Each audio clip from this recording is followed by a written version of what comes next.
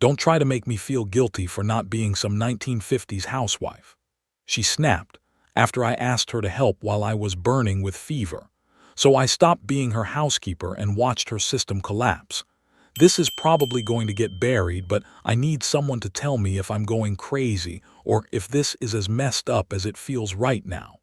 So this happened yesterday, and my stomach is still twisted in knots. I've been dating Alyssa for 2 years, and we moved in together 6 months ago when her lease ended. I thought I knew her, but living together has been like discovering I'm dating a completely different person. It started so gradually I didn't even notice. She'd leave her coffee mug in the sink, just for a few minutes that turned into all day, then all week until the coffee residue looked like archaeological evidence. Her clothes would sit in the dryer until they wrinkled beyond salvation, so I'd move them because I needed to do my own laundry. Hair clogged our shower drain every single week like clockwork, long blonde strands that formed these gross nests I'd have to fish out with a coat hanger while trying not to gag. The bathroom counter became her personal makeup explosion zone. Foundation smears on the mirror, mascara tubes rolling around, cotton balls scattered like confetti. I'd clean it every morning just so I could see myself in the mirror to shave. I figured she was just adjusting to living together, you know. Different people have different standards. So I picked up the slack and told myself it was temporary, that we'd find our rhythm. But then it got worse. Way freaking worse. Last month I realized with this sinking dread that I was doing literally everything. Dishes, laundry, vacuuming, scrubbing the bathroom, taking out trash, even wiping her makeup off the bathroom mirror every morning like I'm her personal cleaning service. I started paying attention to the details. She'd use every pot and pan to make mac and cheese, then leave them soaking indefinitely. Her idea of cleaning the bathroom was using my towel to wipe up her makeup spills. She'd eat the last of something and put the empty container back in the fridge like some kind of cruel joke. The breaking point was when our landlord did a surprise inspection, and I had to frantically clean for 2 hours before he arrived, because I was mortified at what he'd see. Alyssa was at brunch, posting Instagram stories about mimosas while I scrubbed her foundation stains off the bathroom wall. When I brought it up, she just shrugged and said I was being dramatic, and that it's not that bad. But my body was telling a different story. I'd gotten this nervous stomach thing that kicked in every time I walked through the front door, seeing what new disaster was waiting for me. Yesterday was the breaking point. I'd been sick with a fever for 3 days, barely able to get out of bed without the room spinning. The apartment looked like a bomb went off. Dishes piled up until we had no clean plates, trash overflowing onto the floor, her clothes creating this weird obstacle course from the bedroom to the bathroom. I asked if she could maybe handle some dishes since I could barely stand without feeling like I was going to pass out. She looked up from her phone with this annoyed expression. Seriously, right now, I've been sick for 3 days and there's no clean plates left. I'm not your maid, Derek, I work too, you know. If you want it clean so badly, like, do it yourself. My chest tightened like someone was squeezing it. That's exactly the problem, Alyssa. I am doing it myself, all of it, every single time. Oh my God, here we go again. Alyssa, I'm literally just asking you to wash one plate while I have a fever. And I'm telling you I don't have time for this right now. I'm stressed about work and you're watching TikToks. Her face went red. Don't police what I do in my free time, that's so controlling.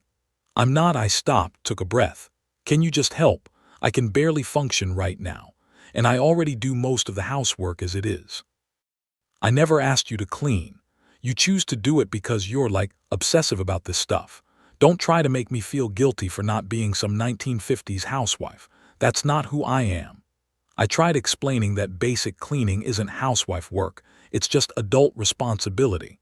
She rolled her eyes so hard I thought they might fall out and said I was being controlling and trying to fundamentally change who she is. The worst part. She then ordered $40 worth of Thai food on MY credit card because hers was being weird again, and left the containers on the coffee table when she went to bed. Not even in the fridge. Just sitting there with the curry congealing into orange sludge. I ended up cleaning everything at midnight while running a 102 fever because I couldn't stand waking up to that mess. Plus, the smell was starting to attract fruit flies.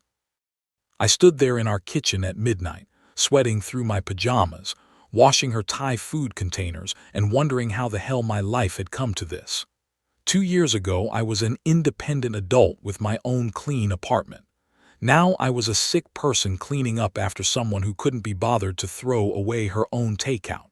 I've been lying awake calculating chores like some kind of psychopath. When did I become this guy? The guy who mentally catalogs every dish, every piece of trash, every mess that needs handling. My chest feels tight constantly, and I've barely eaten in 2 days because my stomach churns every time I think about going home to see what's waiting for me. She makes about the same as me, works the same hours, but somehow I'm responsible for maintaining our entire living space. And when I ask for help, I'm the controlling one. Am I actually being unreasonable here? Is wanting your live-in girlfriend to occasionally wash a dish really that crazy? Edit. Yes, she leaves dishes with actual food chunks on them for days until they smell. Yes, I've tried just leaving things and it literally doesn't get better, it gets worse. No, she doesn't have depression or any medical issues that would prevent cleaning. You know what though? I'm starting to think I'm just a glorified Roomba with feelings. Update 1. Posted 2 weeks ago after reading all your comments and losing sleep over them. I realized I needed to have a real conversation with Alyssa. Not the careful tiptoeing I'd been doing where I basically apologize for existing before asking for basic partnership. I waited for a good moment when we were both relaxed and brought it up again. I started by explaining how overwhelmed I was feeling and asked if we could work out some kind of chore schedule together. Something fair. Maybe we could even make it fun, chore music, rewards for completing tasks, whatever worked. She immediately got this look, like a switch flipping from reasonable person to someone I didn't recognize. Her whole posture changed, arms crossed, jaw set. We're seriously doing this again. I told you I'm not going to be I'm not asking you to be anything except my partner in this relationship. Whatever, Derek, like I don't see dirt the way you do. That phrase hit me like ice water. I asked what she meant by that, genuinely curious if maybe she had some kind of different perception or something. Look, you're just better at this stuff than me, okay? You actually care about it being perfect. I'm more creative and free-spirited. We have different strengths. I felt this weird cognitive dissonance, like she was describing two completely different people. Better at it, as if loading a dishwasher required special skills that only some people possessed. Something shifted in my chest, not anger, but this weird clarity.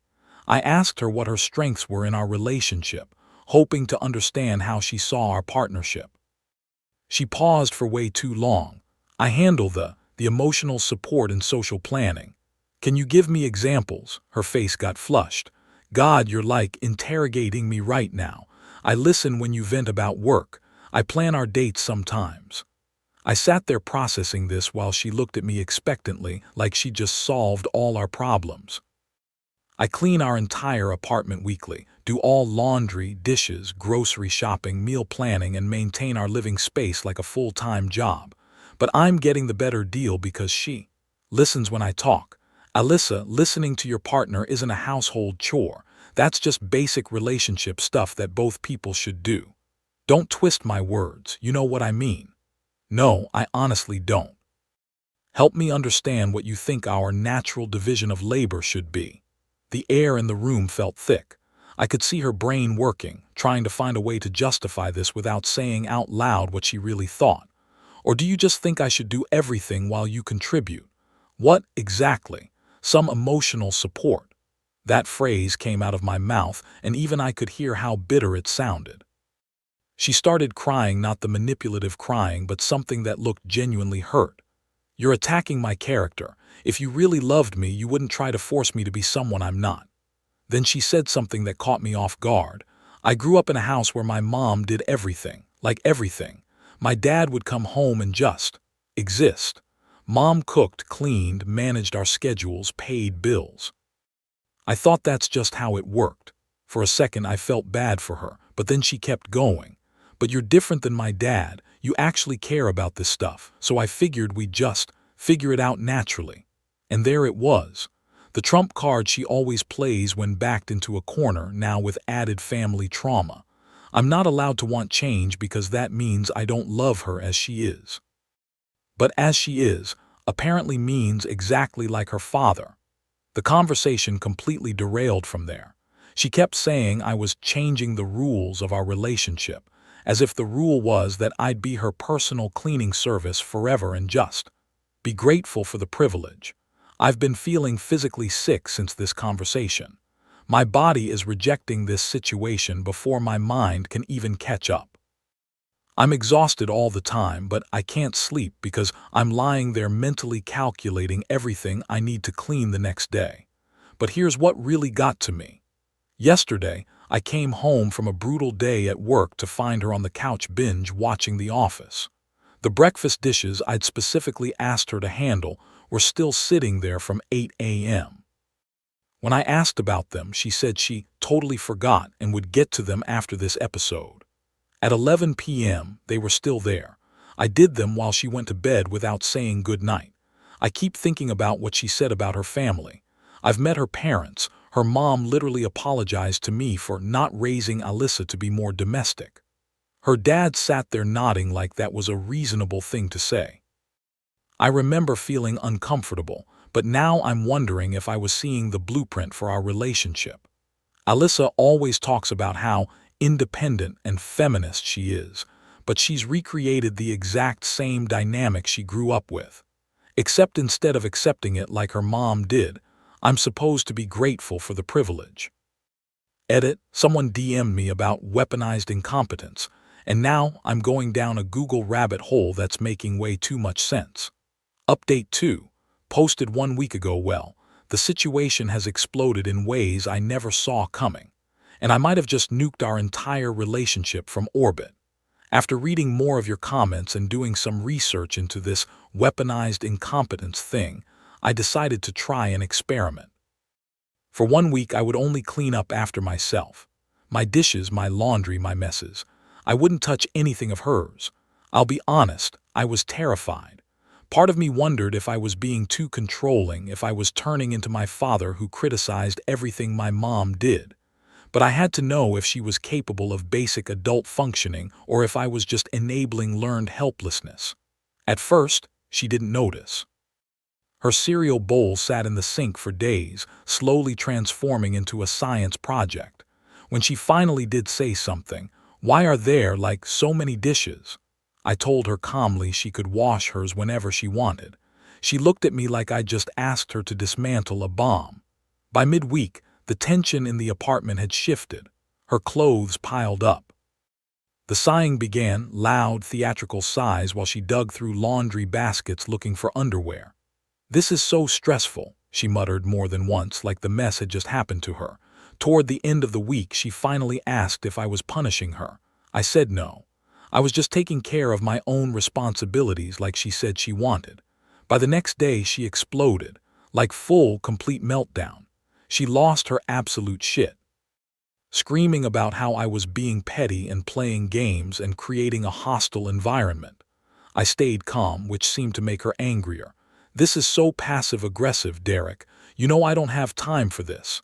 You have the exact same amount of time I do. That's not the point. You know this bothers you more than it bothers me." She paused, and for a moment her voice got quieter, almost vulnerable. "I know I'm not good at this stuff, okay? I never learned how because I didn't want to end up being like my mom." Then immediately back to defensive. "But now you're trying to turn me into some Stepford wife." There it was. She literally admitted she expects me to do everything because I care more, but dressed it up as some story about resisting toxic family dynamics. When I called her out on it, she said I was twisting her words and being manipulative. But here's where it gets crazy. Right in the middle of this fight, my buddy Bryce called. He's been crashing on couches since his roommate situation fell through and his lease is up next month. I've mentioned him before. Solid guy, clean, responsible, actually does his own laundry without being asked. After I hung up, something clicked in my brain like puzzle pieces falling into place. I spent the weekend thinking, and I realized I don't want to live like this anymore. I don't want to be someone's unpaid housekeeper while getting called controlling for asking for basic partnership. I don't want to feel my stomach clench every time I come home. So I did something I probably should have discussed with her first, but honestly, I was done negotiating with someone who thinks negotiation means I shut up and accept whatever she decides. I called Bryce back and offered him our second bedroom. Our lease allows roommates with landlord approval, which I'd already confirmed months ago when we were tight on money. He's moving in this weekend. I haven't told Alyssa yet. I know how this sounds, but here's my thinking. If she wants to live like a college freshman with no responsibilities, she can pay college freshman rent, 1/3 instead of half. Bryce will pay his third, handle his own cleaning, and contribute to common areas like a functioning adult. She'll have two options: start being a partner in this household, or watch how easy it is to live with someone who actually contributes without being asked, begged, or manipulated into it. I'm nervous as hell about her reaction, but I'm also feeling lighter than I have in months. For the first time in forever, I feel like I'm taking control instead of just enduring whatever gets thrown at me. Bryce moves in Saturday. I'm telling her Friday night after dinner. Edit. Yes, I know this is a big decision to make unilaterally, but I'm on the lease. I have the legal right to add approved roommates, and honestly, I'm tired of asking permission to not be taken advantage of. Final update. Posted 3 days ago. I'm still processing what the hell just happened, but at least it's finally over now. Friday night, I told Alyssa about Bryce moving in. I tried to frame it positively: extra help around the house, lower rent for everyone, more social time with friends. You know, normal roommate benefits. She went absolutely ballistic. You did what? You invited some random guy to live in our space without asking me. What the hell is wrong with you? I reminded her we split everything 50-50 currently, so with 3 people it would be 33-33-33. She'd actually save money. And Bryce isn't random. She's met him multiple times at parties and always said he was cool. This isn't about money, Derek. This is about you making major decisions without me. This is my home too. My chest got tight again, but this time it was anger, not anxiety. And yet you've never acted like it. You don't clean it, maintain it, or take any responsibility for it. So this is punishment. You're bringing in some guy to spy on me and make me feel unwelcome in my own home. We went in circles for hours. She kept using words like manipulative and controlling, while I kept pointing out she'd have more money and fewer responsibilities, exactly what she seemed to want. Every time I tried to explain, she'd interrupt with "I can't even," or "this is like so," and then storm off. Saturday morning, Bryce showed up with his stuff.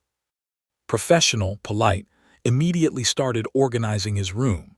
He brought cleaning supplies, his own cleaning supplies, and asked if it was okay to do a load of laundry. I almost laughed at the contrast. Alyssa locked herself in our bedroom and refused to come out. She ordered DoorDash and made them leave it outside the apartment door rather than answer when Bryce was in the living room. I had to explain to this poor delivery driver that my girlfriend was having a day. The passive-aggressive Olympics had officially begun. She'd slam cabinets when Bryce was around, play music loudly from the bedroom, and have intentionally loud phone conversations about toxic living situations and feeling unsafe in her own home. Meanwhile, Bryce was just existing normally, which somehow made her behavior more obvious. He'd rinse his dishes immediately after eating. He'd wipe down counters after cooking. He'd put things back where he found them. Revolutionary stuff. Sunday was when everything shifted. Bryce had been there 2 days and had already done more housework than Alyssa had in 2 months. He cleaned up after himself immediately, did a load of dishes that included some of mine and Alyssa's, vacuumed the common areas, and even fixed our wobbly coffee table with some hardware he had in his toolkit. I found myself relaxing in ways I hadn't in months. I could eat breakfast without stressing about the dishes. I could watch TV without mentally cataloging messes. It was like someone had turned off this constant background anxiety I didn't even realize I was carrying. When Alyssa saw him doing dishes, she completely lost her mind. "Oh, so now you're trying to make me look bad by having your little friend be the perfect roommate. This is so calculated." Bryce, who had been nothing but respectful, finally spoke up. "I'm just cleaning up after myself. Same thing I do living alone. Nobody asked you." That's when it hit me like a brick wall. She wasn't angry about the cleaning or the roommate situation or even the unilateral decision. She was angry because her system was broken. She couldn't rely on me being the only one who cared about our living space anymore. Over the next 3 days, the dynamic completely transformed. Bryce and I would cook together and clean as we went. We'd watch TV and tidy up during commercials. Normal adult behavior that felt revolutionary after months of being the only functioning person in the apartment. Alyssa started spending more time at Sarah's place or working late.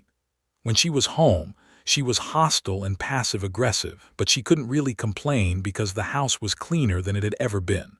Wednesday night, she asked to talk. "I can't live like this anymore. I feel unwelcome in my own home." I asked what would make her feel welcome. Having a partner who makes decisions with me, not to me. The irony was suffocating. "Like how you made the decision not to do housework without discussing it with me." Her face went blank. We talked for a long time, and for the first time ever, she actually admitted she had been unfair about the chores. She even said something that surprised me. "I think I was scared that if I started doing housework, I'd turn into my mom. Like she gave up everything, her art, her friends, her dreams, to take care of everyone else. I didn't want to lose myself like that." For a moment, I felt like I was seeing the real Alyssa, scared, human, trying to avoid repeating patterns. But then she immediately followed with, "I was willing to try harder, but now you've poisoned the whole situation. I can't be myself with some stranger judging my every move." "Bryce isn't judging you. He's just living like an adult." "That's exactly what I mean. You brought him here to show me up, to prove some point. I can't trust you anymore." She moved out yesterday, took her stuff while I was at work, and left her key on the counter with a note saying she'd find somewhere she's actually wanted. The note was on the back of a takeout receipt, which felt pretty on brand. The relief I felt was overwhelming. I didn't realize I'd been holding my breath for months until I could finally exhale. The apartment feels bigger somehow, like I can move freely in my own space again without calculating what mess I'll need to clean up later. That evening, Bryce and I ordered pizza and watched a movie. Halfway through, he paused it and said, "Dude, I hope this wasn't too weird for you. I know breakups are rough." I told him it wasn't weird at all. It was actually the most normal I'd felt at home in months. We talked for a while about relationships and boundaries, and he shared some stories about his own past situations. It felt good to have an outside perspective that confirmed I wasn't crazy. Bryce and I have fallen into this easy rhythm. We split chores naturally without discussion or negotiation. If something needs doing, whoever sees it first handles it. We keep common areas clean, cook together sometimes, and actually enjoy being at home. It's what I thought living with a partner would be like. No more fruit flies. No more mystery smells from forgotten food containers. No more picking up after someone else constantly. No more feeling like a house manager instead of a person living in his own space. I'm sad the relationship ended, but I'm not sad about losing that dynamic. Thanks for helping me see clearly, Reddit. This community kept me sane when I thought I was losing my mind.